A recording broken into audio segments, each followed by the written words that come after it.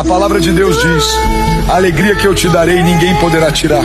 João 16:22. Há momentos em que a vida nos desafia e as dificuldades parecem querer roubar nossa paz.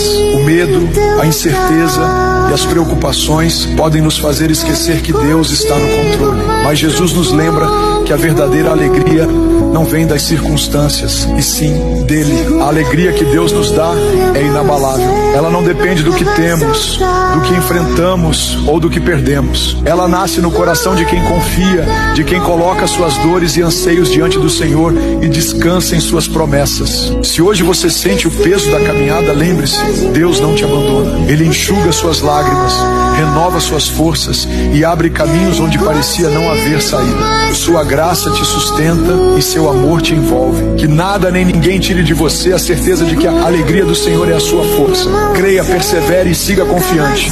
O melhor de Deus ainda está por vir.